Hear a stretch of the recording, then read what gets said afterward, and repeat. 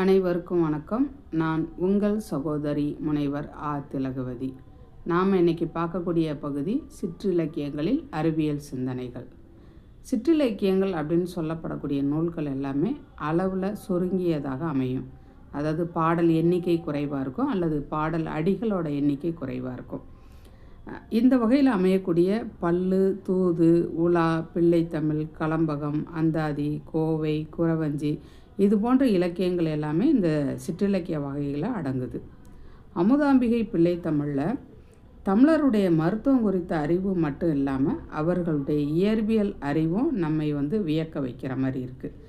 சிவஞான முனிவர் எழுதிய நூல் தான் அமுதாம்பிகை பிள்ளைத்தமிழ். இதில் ஊசல் பருவத்தில் அமுதாம்பிகை ஊசலாடக்கூடிய நிகழ்வுனை சுட்டு காட்டுறாரு. மகர குலைகளும் ஊசலாட பங்கைய மடமாதர் நோக்கி இருவேம் ஆட்ட அவ்வூசலில் பாய்ந்திலது இவ்வூசல் என நனி ஆட்டுதோறும் நின்னகை நிலவெளிலுக்கு அவர் முகத் திங்கள் சாய. இந்த பாடல் அடிகளில் என்ன சொல்கிறாங்க அப்படின்னா, அமுதாம்பிகை அப்படிங்கிற பெண்ணானவள் ஊசலாடுறா. அந்த ஊசலோட கயிறு ரொம்ப நீளமாக இருக்குது. அதனால் அந்த ஊசல் மெதுவாக ஆடுதான்.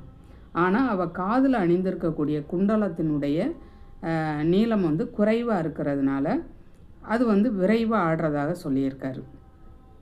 இதையே அறிவியல் அறிஞர் கலீலியோவினுடைய ஊசல் நீளம் குறித்த அவருடைய ஆய்வில் அவர் என்ன சொல்லியிருக்காரு அப்படின்னா, ஊசலோட நீளம் குறைவாக இருந்தால் அது விரைவாக ஆடும், ஊசலோட நீளம் அதிகமாக இருந்தால் அது மெதுவாக ஆடும் அப்படின்னு சொல்லியிருக்காரு. இவ்வாறு இந்த ஆய்வின் மூலமாக அறியப்பட்ட பல அறிவியல் உண்மைகளை வெறும் அனுபவத்தின் மூலமாகவும் பண்டை தமிழர்களுடைய அறிவு தேடலின் விளைவாகவும் பெறப்பட்டதை நாம் உணர முடியுது. முக்கூடர் பல்லு அப்படிங்கிற இலக்கியத்தில் ஒரு செய்தி இங்கே வானியல் அறிவு சார்ந்த செய்தியை காண முடியுது. அதாவது மழை வருவதற்கான அறிகுறிக்காக இந்த இலக்கியத்தில் சில செய்திகள் சொல்லப்பட்டிருக்கு. என்னென்னா, ஒரு பாடல் பார்த்துடலாம்.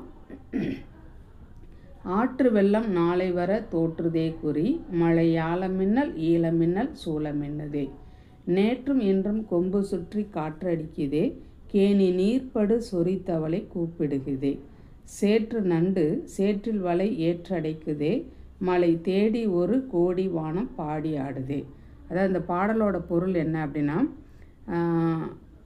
மழை வருவதற்கான அறிகுறியாக தென்மேற்கு திசையில் மலையாள நாடு, அதாவது கேரளா பகுதி, அங்கே மின்னல் மின்னிகிட்ருக்கான். அதுபோல் தென்கிழக்கு திசையில் ஈழத்துலேயும் மின்னல் மின்னுதான். அடுத்து என்ன சொல்கிறாங்கன்னா, நேற்றும் இன்றும் கொம்பு சுற்றி காற்று அடிக்குது. நேற்றும் இன்றைக்கும் மரத்தினுடைய கொம்புகளையெல்லாம் சுற்றியவாறு காற்று அடிக்குது. கிணற்றில் உள்ள சொறி தவளைகளெல்லாம் கூப்பாடு போட்டுக்கிட்டு இருக்கு, சத்தம் போட்டுக்கிட்டு இருக்கு. அதுபோல் கடல் கரை ஓரம் இருக்கக்கூடிய அந்த மணல் பகுதிகளில் தன்னுடைய வலைகளுக்குள்ளே அடங்கி இருக்கக்கூடிய நண்டுகளெல்லாம் மழைநீர் உள்ளே புகுந்துராதபடி அதனுடைய வாயிலை மண் கொண்டு அடைப்பதாக சொல்லப்படுறது. மழை நீரை தேடி இந்த வானம்பாடி பறவைகளெல்லாம் இங்கு அங்கும் பறந்துக்கிட்டு இருக்கு அப்படின்னு இந்த அடையாளங்களெல்லாம், இந்த அறிகுறிகளெல்லாம் இருந்தால் மழை வரும் அப்படின்னு ஒரு வானியல் செய்தியை இந்த நூலில் வெளிப்படுத்துவதை பார்க்க முடியுது. அடுத்து குற்றால குறவஞ்சி அப்படிங்கிற நூலில் குற்றால மலையோட வளம், அந்த மலையில் வாழக்கூடிய மக்களுடைய வாழ்வியல், அந்த மலை சார்ந்த உயிரினங்கள், இது பற்றிய செய்திகள்லாம் இந்த நூலில் பதிவு செய்யப்பட்டிருக்கு. குற்றால மலையோட இயற்கையை பேசக்கூடிய திரிகுட ராசப்ப கவிராயர் இந்த மலைக்கு வரக்கூடிய சித்தர்கள் எல்லாம் உடலை பேணி பாதுகாக்கக்கூடிய இயற்கை மருத்துவத்தை தெரிஞ்சு வச்சுருந்தாங்க அப்படின்னு குறிப்பிடுறாரு. இதில் ஒரு பாடல் ஒன்று பார்த்துடலாம்.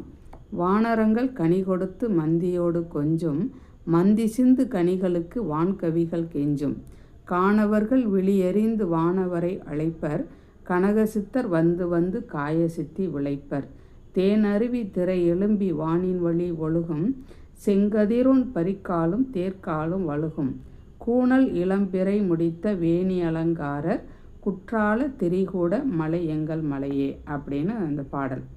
இந்த பாடல் வழியாக சொல்லக்கூடிய கருத்துகள் என்ன அப்படின்னா, ஆண் குரங்குகள் பழங்களை பறிச்சுட்டு பெண் குரங்குகளுக்கு கொடுத்து கொஞ்சி விளையாடுது.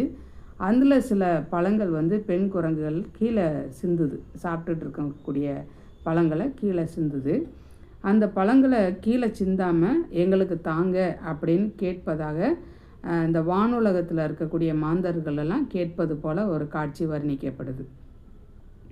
அதை பார்த்துட்டு இந்த கானகத்தில் இருக்கக்கூடிய காட்டில் வாழக்கூடிய மக்கள் எல்லாம் வந்து அந்த வானவர்கள்கிட்ட சொல்கிறாங்க, நீங்கள் விரும்பக்கூடிய அந்த பழங்களை, அந்த பழங்கள் பழுத்திருக்கக்கூடிய மரங்கள் இந்த எங்கள் குற்றால மலையில் எல்லா பகுதியிலையும் இருக்குது, நீங்கள் வாங்க, நாங்கள் உங்களுக்கு அந்த பழங்களை பறித்து தர்றோம் அப்படின்னு அழைக்கிறாங்க. வானத்தில் செல்லக்கூடிய வல்லமை படைத்த சித்தர்கள் எல்லாம் இந்த குற்றால மலைக்கு வந்து அங்கே தங்கியிருந்து அவங்களுடைய உடம்பை பேணி பாதுகாத்ததோட சித்து வேலைகளையும் செஞ்சாங்க அப்படின்னு குறிப்பிடப்படுது. அடுத்து நம்ம பார்க்கக்கூடிய நூல் வந்து மூவர் உலா.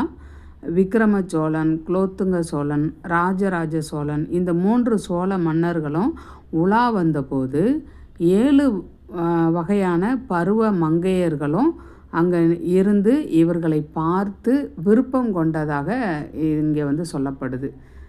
இந்த 7 பருவ மங்கை அப்படிங்கிறப்போ பேதை, பெதும்பை, மங்கை, மடந்தை, அறிவை, தெரிவை, பேரிளம்பெண் 5 வயதிலிருந்து 7 வயது வரை உடையவர்களை பேதை என்றும், 8 வயதிலிருந்து 11 வயது வரை உடையவர்களை பெதும்பை என்றும், 12 முதல் 13 வயது வரை உடையவர்களை மங்கை என்றும், 14லிருந்து 19 வயது வரை உடையவர்களை மடந்தை என்றும், 20லிருந்து 26 வயது உடையவர்களை அறிவை என்றும், 26லிருந்து 31 வயது வரை உடையவர்களை தெரிவை என்றும், 32லிருந்து 40 வயது வரைக்கும் உடையவர்களை பேரிளம்பெண் என்றும் சொல்கிறாங்க. இந்த பெண்களுடைய 7 பருவத்தை சுட்டி காட்டுறதுனால இது உடல் சார்ந்த அறிவியல் சிந்தனையாக இங்கே கருதப்படுது. அடுத்து கலிங்கத்து பரணியிலிருந்து ஒரு செய்தி. ஜெயங்கொண்டார் பாடிய இந்த பாடல் வரியை பார்த்தரலாம். காடு இதனை கடத்தும் என கருமுகிலும் வெண்மதியும் கடக்க அப்பால் ஓடி இளைத்து உடல் வியர்த்த வியர்வையன்றோ ஒரு புனலும் பனியும் அம்மா. இந்த பாடலில் என்ன பொருள் சொல்கிறாங்க அப்படின்னா, கார் மேகமும் வெண்ணிலவும் பாலை நிலத்தை கடந்து போவோம் அப்படின்னு முடிவு பண்ணி மெல்ல மெல்ல போகிறாங்க. இந்த பாலை நிலம் முழுவதுமாக ஒரு அதிகபட்சமான வெப்பம், கொடிய வெப்பமாக இருக்குது. இந்த வெப்பத்தை இவங்களால பொறுத்துக்க முடியல. அதனால் இந்த மேகமும் வெண்ணிலாவும் விரைந்து ஓடுது. அப்படி போகும்போது அதோட உடல் இளைத்து வியர்வையாக அந்த நீர் வந்து சொட்டுது. அந்த நீரை, அந்த வியர்வை நீரை மேகம் எடுத்துகிட்டு போய் மழையாக பெய்யறதாகவும், வெண்ணிலவு அந்த நீரை எடுத்துகிட்டு போய் பனியாக பெய்யறதாகவும் சொல்லப்பட்டிருக்கு. இந்த இலக்கியங்கள் எல்லாமே அறிவியல் சார்ந்த சிந்தனைகளை நமக்கு எடுத்துரைப்பதாக அமைஞ்சிருக்கு. மேலும் ஒரு நல்ல தகவலோடு உங்களை சந்திக்கிறேன். நன்றி, வணக்கம்.